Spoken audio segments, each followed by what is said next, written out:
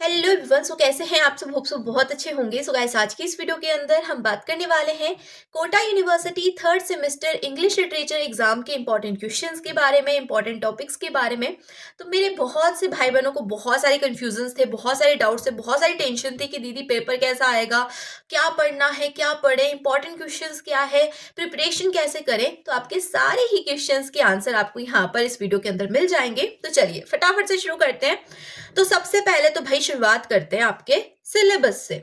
तो आपको स्क्रीन के ऊपर अपना सिलेबस दिख रहा होगा और एक काम आप करना, आप एक कॉपी पेन लेकर के बैठ जाओ, क्योंकि मैं आपको बहुत सारी चीजें यहाँ पे समझाने वाली हूँ, तो उनको आप नोट डाउन कर लेना। ठीक है।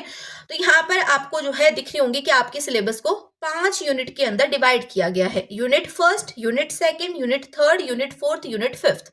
यूनिट फर्स्ट के अंदर आपके हैं कितने चैप्टर?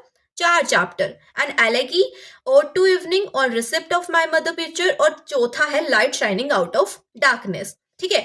यूनिट सेकंड के अंदर है आपका the world is too much with us, the solitary reaper, Christabel, she walks in beauty. Unit third के अंदर है और टू द वेस्ट विंड, और to a skylark, bright star, on first looking into champion Homer, और to autumn. फिर आपका जो unit fourth है,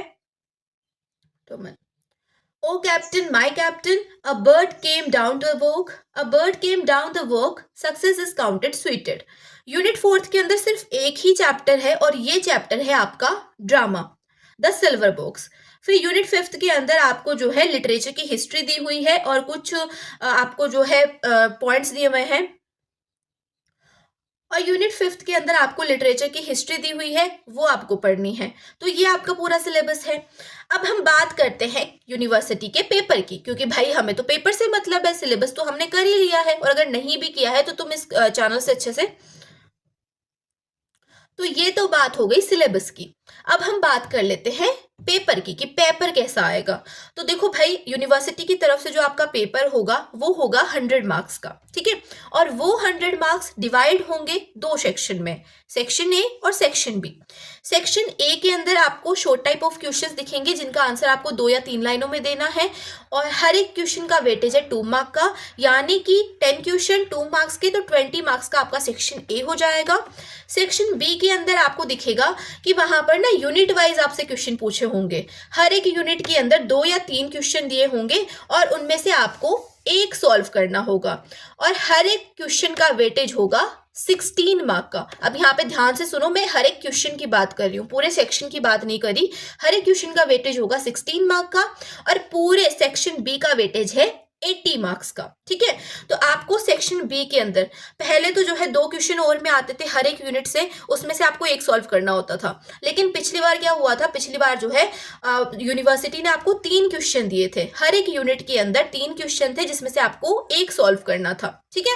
तो कंफ्यूजन पिछली बार बहुत हुई थी, बच्चों ने 2-2 सॉल्व कर दिए थे, और फिर बाद में पता चला कि नहीं नहीं हमें तो एक ही करना था, और फिर उनका टाइम वेस्ट हो गया। तो मैं अभी से आपको बता रही हूँ। तो आपको क्या करना है, अगर 3 क्वेश्चन दिए हुए हैं, बीच में और का साइन बना हुआ है, इसका मतलब एक ही क्वेश्चन सॉल्व करना है। और एक बार जो है पेपर से आगे की तरफ इंस्ट्रक्शन लिखे होते हैं, उनको जरूर से पढ़ना पेपर सॉल्व करते समय। ठीक है। अब यहाँ पर हमने बात कर ली कि पेपर कैसा आता है, ये तो हमने देख लिया। अब पेपर में क्या आता है वो बात करते हैं। तो यहाँ तक तो आपने जो भी मेरी बातें सुनी, शायद वो आपको पता होगी, या फिर नहीं भी पता होगी तो मैंने आपको यहाँ पे बता दी। लेकिन अब जो मैं बताने वाली हूँ शायद आपको ना पता हो, कि बहुत से मेरे भाई बहन ऐसे सोचते हैं, या फिर मेरे को बोलते भी हैं कि दीदी हम अगर पहले की 2 यूनिट पढ़ के चल जाएंगे तो क्या हम अच्छे से पास हो जाएंगे, हमारे बढ़िया नंबर आ जाएंगे, 100 में से 100 नंबर आ जाएंगे। तो ऐसे क्वेश्चन जो है मेरे बहुत से भाई बहन करते हैं। तो मैं आपको बता दूं कि ऐसा नहीं होगा। देखो, पास तो आप हो जाओगे, ठीक है, पास तो आप हो ही जाओगे, लेकिन एक आप सोचो कि भाई मेरे बहुत अच्छे नंबर आ जाएंगे, 2 यूनिट को मैं बहुत ही तगड़े तरीके से पढ़ के चल जाऊंगा, 8 चैप्टर को मैं बहुत ही रट के पढ़ के चल जाऊंगा और मेरे बहुत अच्छे नंबर आ जाएंगे। तो अनफॉर्चुनेटली नहीं, ऐसा नहीं होने वाला है। आपको क्या करना पड़ेगा, आपको सारे ही यूनिट पढ़नी पड़ेगी, क्योंकि पेपर में पता क्या होता है, मैं आपको पोस्ट भी डाल दूंगी। पिछले साल का जो पेपर था थर्ड सेमेस्टर का, मेरे पास पेपर है, तो मैं उसकी पोस्ट आपको डाल दूंगी और उसका लिंक मैं कमेंट सेक्शन में पिन कर दूंगी। ठीक है। तो आप पोस्ट को चेक कर लेना, एक बार उन पेपर्स को देख लेना और क्वेश्चन से आपको आइडिया भी हो जाएगा कि किस टाइप से क्वेश्चन आते हैं। तो अगर उस पेपर को आप देखोगे ना, तो उस पेपर के अंदर जो यूनिट फर्स्ट है उसके अंदर 3 क्वेश्चन है, ठीक है। और तीनों ही क्वेश्चन ना आपके सिलेबस की यूनिट फर्स्ट से आए हैं, यानी कि 4 चैप्टर से आए हैं, इसके अलावा किसी चैप्टर से नहीं आए। ऐसा नहीं हुआ कि यूनिट सेकंड के चैप्टर से क्वेश्चन दे दिया हो, ऐसा नहीं हुआ। यूनिट सेकंड के जो क्वेश्चन है वो भी आपके सिलेबस की यूनिट सेकंड से ही आए हैं, यानी कि the world is too much with us, the solitary reaper, Christabel, she walks in beauty, इन 4 चैप्टर से ही यूनिट सेकंड के जितने भी क्वेश्चन है, 3 क्वेश्चन है, वो इन 4 चैप्टर में से ही आए हैं। तो ऐसा हुआ है, ठीक है। तो इसका मतलब ये है, और ये अभी नहीं हुआ, इस पेपर में नहीं हुआ, ये पहले से ही ऐसे होता है। आपकी जो पेपर होता है ना, उसमें यूनिट वाइज जो चैप्टर्स होते हैं उसी में से क्वेश्चन आते हैं। तो आपको हर एक यूनिट के सारे चैप्टर्स थोड़े थोड़े पढ़ने पड़ेंगे, ताकि आप जो है सारी ही यूनिट को अटेम्प्ट कर पाओ, ठीक है। आगे बात समझ में। अब बात कर लेते हैं कि पेपर में क्वेश्चंस कैसे आते हैं।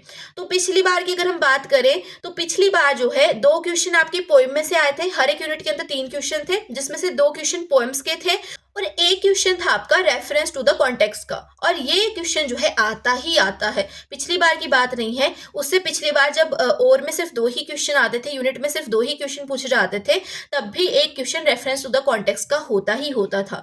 रेफरेंस टू द कॉन्टेक्स्ट के क्वेश्चन में क्या होता है, बहुत बड़ी बात नहीं है। आपको जो है एक पोएम का स्टेंजा दे दिया जाएगा और आपको बोला जाएगा कि स्टेंजा को पढ़ करके बताओ कि पोएम के अंदर यहाँ पर क्या बताने की कोशिश की गई है, पोएम के अंदर यहाँ पर क्या बताया है। मतलब आपको वहां पे जो है डिटेल में एक्सप्लेन करना होता है कि इस कॉन्टेक्स्ट में क्या लिखा हुआ है, ठीक है। आगे बात समझ में। तो एक क्वेश्चन ऐसा आता है, हर एक यूनिट के अंदर एक क्वेश्चन ऐसा ही होगा। अब यहाँ पे दिक्कत क्या आती है, मेरे बहुत से भाई बहनों को ना ये जो क्वेश्चन होते हैं ये करने में नहीं आते, ये उनको बहुत टफ लगते हैं, क्योंकि कईयों ने जो है लाइन बाय लाइन पोएम नहीं पढ़ी होती, और अगर पढ़ी भी होती है तो उन्हें ये नहीं पता चलता कि ये वाला जो पैराग्राफ है या ये वाला जो स्टेंजा है ये कौन सी पोएम का है। तो ऐसी प्रॉब्लम्स आती है, सबके साथ आती है, मेरे साथ भी आई हुई है। तो हम क्या करेंगे, हम ये सोच करके चलेंगे कि हम जो है रेफरेंस टू द कॉन्टेक्स्ट वाले क्वेश्चन कर ही नहीं सकते। अब बचे बाकी के 2 क्वेश्चन। यूनिट के अंदर आपको एक ही क्वेश्चन सॉल्व करना है और आपको और में 3 क्वेश्चन दिए हैं। तो अगर आपको एक नहीं आ रहा है, तब भी आपको 2 तो आ सकते हैं। अब ये 2 क्वेश्चन कैसे होते हैं, तो मैं आपको हमेशा से कहती आई हूं कि जब भी आप किसी पोएम को पढ़ रहे हो, तो उस पोएम के पोइट का नाम आपको याद होना ही चाहिए। क्योंकि जब भी आप क्वेश्चन का आंसर करते हो और आप ये लिख देते हो कि भाई ये जो पोएम है ये इस पोइट ने लिखी है, तो फिर उसका जो इंप्रेशन है वो बहुत अच्छा जाता है। टीचर को लगता है कि हाँ, इसको कुछ तो आता है। तो आपको जो है हर एक पोएम के पोइट का नाम याद होना चाहिए, हर एक प्ले के राइटर का नाम याद होना चाहिए, और हर एक ऐसे के राइटर का नाम याद होना चाहिए। जो भी आपके यहाँ पे पोएम्स है, जो भी चैप्टर है, उसके राइटर का नाम आपको पता होना चाहिए। दूसरा क्या करना है, हमें चैप्टर की थीम पता होनी चाहिए, या फिर हमें चैप्टर का मीनिंग पता होना चाहिए कि इस चैप्टर के अंदर एग्जैक्ट में क्या बताया गया है, इस चैप्टर का मीनिंग क्या है, ये आपको पता होना चाहिए।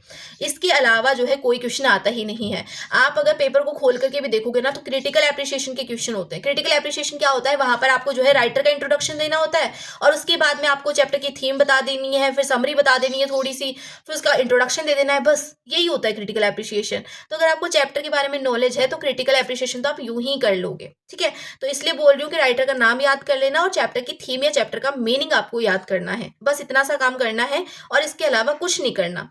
अब बात आती है दूसरे क्वेश्चन। ये हमने बात करी किसी भी यूनिट के फर्स्ट क्वेश्चन की, कि एक क्वेश्चन कैसा होगा, उसके अंदर जो है आपको चैप्टर के बारे में ही पूछा जाएगा, यानी कि वहां पर क्रिटिकल एप्रिसिएशन होगा। अब दूसरा क्वेश्चन कैसा होगा, तो दूसरे क्वेश्चन के अंदर देखो भाई, जो आपकी फर्स्ट यूनिट है उसके अंदर तो पोएम ही है ना। तो दूसरे क्वेश्चन के अंदर भी जो है, जो आपकी फर्स्ट यूनिट के लिए यहाँ पे मैं बात कर रही हूँ, तो उसके अंदर पोएम्स के ही बारे में पूछा जाएगा, समरी ही पूछी जाएगी। आपसे उल्टे सीधे तरीके से घुमा फिरा के पूछ लिया जाएगा, आपसे बोल दिया जाएगा कि क्या इमोशन है उसके पीछे। जैसे कि पिछली बार क्वेश्चन आया था, bring out the emotion in the poem on receipt of my mother picture. इसके अंदर क्या इमोशंस है, तो यहाँ पर कौन सा इमोशन दिखाया गया है, यहाँ पर जो पोइट है उसकी माँ जो है उसके बचपन में मर चुकी है, तो उसको जो है उसकी याद आ रही है, उनके पास में एक फोटो है, अपनी माँ की पोर्ट्रेट है, तो जो है वो उसको देख करके इमोशनल हो रहे हैं। तो ये इमोशन जो है यहाँ पर मदर और बच्चे का एक इमोशन दिखाया गया है, तो इसके बारे में आपको लिख देना था। तो ऐसे घुमा फिरा के जो है ना, आपसे जो पोएम है उसके बारे में ही पूछा जाएगा। अब अगर हम बात करें यूनिट सेकंड की, तो यूनिट सेकंड के अंदर जो दूसरा क्वेश्चन है वो कैसा आ सकता है, वहां पर आपको याद हो तो आपका एक प्ले था क्रिस्टेबल, वो एक बहुत ही सुपर नेचुरल प्ले है ना, उसके अंदर मतलब जादुई शक्तियां, चुड़ैल वगैरह, विचेस वगैरह के बारे में बात की गई है। तो यहाँ पर उस टाइप के क्वेश्चन आएंगे, उस चैप्टर से जरूर से क्वेश्चन आएगा, ऐसा मत सोचना कि उस चैप्टर से क्वेश्चन नहीं आएगा, क्रिस्टेबल से क्वेश्चन आएगा। वहां पर चाहे आपसे जो है उस प्रिंसेस का कैरेक्टरिस्टिक पूछ ले, या फिर उस चुड़ैल का कैरेक्टरिस्टिक पूछ ले, या फिर राजा का कैरेक्टरिस्टिक पूछ ले, कुछ भी पूछ ले, लेकिन वहां पर एक क्वेश्चन जरूर आएगा। कैरेक्टरिस्टिक का क्वेश्चन आ सकता है उस प्ले से, या फिर जो है उस प्ले से आपसे पूछ ली जाएगी आपको क्या लगता है कि ये सुपरनेचुरल पावर्स होती हैं, या फिर उस चैप्टर के अंदर क्या सुपरनेचुरल पावर थी। इस टाइप के क्वेश्चन जो है उस चैप्टर से बनेंगे। और याद रखना कि यूनिट सेकंड के अंदर जो है क्रिस्टेबल बहुत इंपॉर्टेंट है, इससे एक ना एक क्वेश्चन बनेगा ही बनेगा।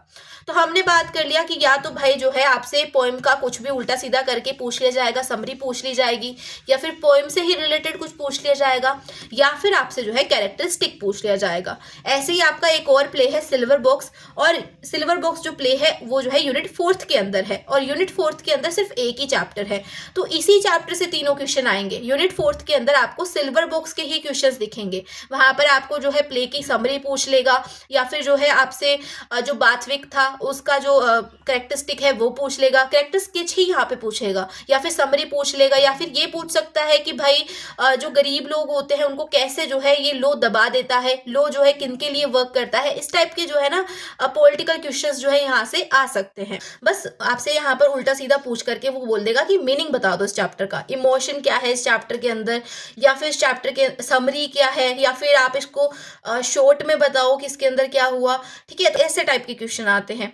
और तीसरा तो हमें पता ही है कि रेफरेंस टू द कॉन्टेक्स्ट का क्वेश्चन आएगा ही आएगा। अब बात करते हैं हमारी यूनिट फिफ्थ की। ये हमने बात करी यूनिट फोर्थ तक की, unit first second third fourth. Unit first second third fourth में यही रहता है कि एक रेफरेंस टू द कॉन्टेक्स्ट का क्वेश्चन होगा और बाकी के 2 क्वेश्चन आपके पोएम के होंगे। ठीक है, यूनिट फिफ्थ के अंदर आपकी है लिटरेचर की हिस्ट्री। अब लिटरेचर की हिस्ट्री में आपको पहला दिया हुआ है romantic period, pre romantic period, और उसके बाद में है ट्रेजेडी, आयरनी, सोलिलोक्वी। ठीक है, ये सब है। तो प्री रोमांटिक पीरियड की शुरुआत कब हुई थी, इसके अंदर कौन कौन से पोइट रहे, इनको आपको याद करना है। फिर रोमांटिक पीरियड की शुरुआत कब से कब तक हुई थी, टाइमलाइन क्या थी, और इसके अंदर कौन कौन से पोइट थे और उन्होंने कौन कौन से वर्क लिखे हैं, ये आपको याद करना है। क्योंकि आपको जो है क्वेश्चन में क्या बोलेगा कि short note on a pre romantic period, आपको एक शॉर्ट नोट लिखने को बोलेगा, या फिर रोमांटिक पीरियड के ऊपर शॉर्ट नोट लिखने को बोलेगा। तो आप शॉर्ट नोट कब लिख पाओगे, जब आपको जो है टाइमलाइन पता होगी, पोइट के बारे में पता होगा कि कौन कौन से पोइट आए इस पीरियड के अंदर, तो आप शॉर्ट नोट लिख पाओगे। फिर उसके अलावा जो है आपसे ट्रेजेडी क्या होती है, आयरनी क्या होती है, सोलिलोक्वी क्या होती है, ये पूछ लिया जाएगा। तो मैंने ना एक पूरी वन शॉट वीडियो बनाई थी इसके लिए, उसका लिंक भी मैं कमेंट सेक्शन में दे दूंगी। मैं ऐसा करूंगी आपको प्लेलिस्ट का लिंक दे दूंगी कमेंट सेक्शन में, वहां पर आपको सारा ही सिलेबस मिल जाएगा, सारा ही सिलेबस। नहीं पढ़ा है तो टेंशन मत लो, 1-2 दिन में भी तुम उसको कवर कर सकते हो। और अभी तो बहुत टाइम है, अभी तो फॉर्म भरने में आ रहे हैं, तो अभी तो 1 महीने बाद में पेपर होंगे, यानी कि फरवरी में पेपर होंगे। ठीक है, तो तुम जो है 2-4 दिन में अगर अच्छे से पढ़ोगे ना तो पूरा सिलेबस कंप्लीट हो जाएगा। और वन शॉट वीडियो है 10-10 मिनट की, तो वो तो तुम आराम से देख सकते हो यार 2-4 दिन में। और वीडियो देखने के बाद में मुझे नहीं लगता कि तुम्हें कुछ और जो है करने की जरूरत पड़ेगी इसके अंदर, क्योंकि वहां पर मैंने डिटेल में ही बता दिया है, और क्या लिखना है वो भी मैंने बता दिया है। ठीक है, और बहुत फनी वीडियो है, तुम्हें अच्छी भी लगेगी, तो एक बार उसको देख लेना। तो ये था आपका पूरा सिलेबस, और मैंने सभी बता दिया कि कैसे क्वेश्चन आते हैं, कैसे टाइप के क्वेश्चन आते हैं। तो अब मैं जो है कमेंट सेक्शन में आपको जो है लिंक दे दूंगी सारे ही सिलेबस का। उसके अलावा जो है मैं एक पोस्ट डाल दूंगी प्रीवियस ईयर क्वेश्चन पेपर्स की, वो भी आप चेक कर लेना, ताकि आपको एक आइडिया हो जाए कि किस टाइप के क्वेश्चन आते हैं। तो बस अब मुझे लगता है कि इतना काफ़ी था, इतना प्रवचन काफ़ी था आपके लिए, अच्छे नंबर आ जाएंगे इतने में। और कोई भी अगर डाउट रहता है तो कमेंट सेक्शन में कमेंट कर सकते हो और पूछ सकते हो मुझसे एनी टाइम। तो बस मिलता है नेक्स्ट वीडियो में, तब तक के लिए bye bye, take care, keep watching, keep learning, love you all.